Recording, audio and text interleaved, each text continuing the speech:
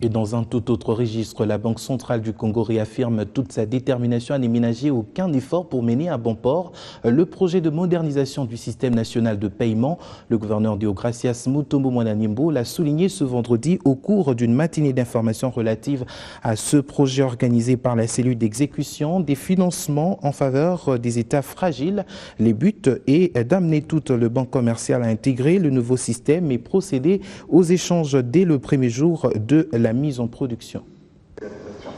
Un combat noble déclenché et l'ombre de la victoire se peaufine peu à peu. Il sera difficile, voire impossible dans les tout prochains jours, d'effectuer les transferts de fonds en cash. Il était temps de moderniser l'infrastructure du système financier national et dans la tête des organisateurs de cette matinée d'information, l'idée de mettre un nouveau système national des paiements fournissant en temps réel le traitement électronique sans défaut des transactions financières dans l'économie. Il fallait donc se mettre sur une table et y réfléchir. Nous sommes en train d'implémenter plusieurs solutions du système national de paiement moderne. Et il y a d'abord les systèmes de transfert automatisé, qu'on appelle les ATS, qui comprend 2 modules. Et le premier module, il est dédié à la compensation interbancaire des gros montants, qu'on appelle le RTGS. Et le deuxième module est dédié à la télécompensation automatisée de paiement de faible valeur sous forme de paiement de masse, qu'on appelle le ACH.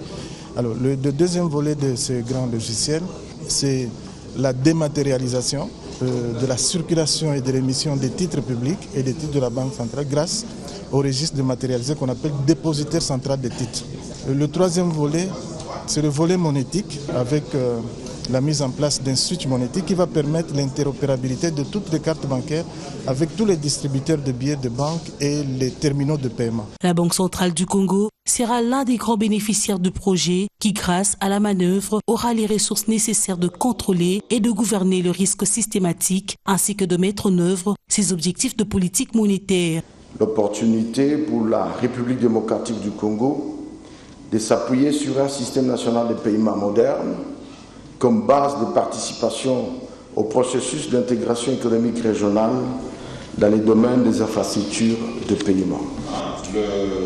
L'idée est une révolution et une opportunité. Elle portera à bras le corps l'approfondissement et l'élargissement de l'espace bancaire auprès des populations non bancarisées et modernisera les services fiscaux du gouvernement dans la récolte, la gestion et la sortie des fonds.